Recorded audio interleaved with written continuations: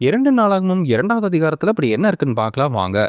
Solomon கர்த்தரின் நாமத்திற்கு ஒரு மகத்தான ஆலயத்தையும் தனது அரசாட்சிக்காக ஒரு அரண்மனையும் கட்ட தீர்மானித்தார். இந்த பெரிய திட்டத்தை நிறைவேற்றுவதற்காக அவர் 70,000 பேரை சுமை சுமக்கவும், 70,000 பேரை மலையில் மரங்களை வெட்டவும், 3,600 பேரை தலைவர்களாக அமைத்து வேலைகளை ஒழுங்குபடுத்தினார். பின்னர் தீரு நாட்டின் ராஜாவாகிய ஈராமிடம் உதவி கோரி செய்தி அனுப்பி, தனது தகப்பனாகிய தாவீதுக்கு முன்பு வழங்கப்பட்ட கேதுரு மரங்களைப் போல ஆலய கட்டிடத்திற்கு தேவையான சிறந்த மரங்களையும் திறமையான நிபுணர்களையும் அனுப்பும்படி கேட்டார். சாலமோன் கட்டப்போகும் ஆலயம் தேவனின் மகிமைக்காக பெரிதும் சிறப்புமானதாக இருக்கும் என்று அறிவித்ததோடு அந்த வேலைக்காரர்களுக்கு உணவு மற்றும் தேவையான பொருட்களை வழங்குவதாகவும் உறுதியளித்தார். இதற்கு பதிலாக ஈராம் ராஜா தேவன் தம்முடைய மக்களை நேசித்ததால் சாலமோனை ராஜாவாக்கினார் என்று தேவனை ஸ்தோத்திரித்து பல துறைகளில் திறமையுள்ள நிபுணரான ஈராம் ஆபியை அனுப்புவதாகவும், லீபனோனிலிருந்து தேவையான மரங்களை வெட்டி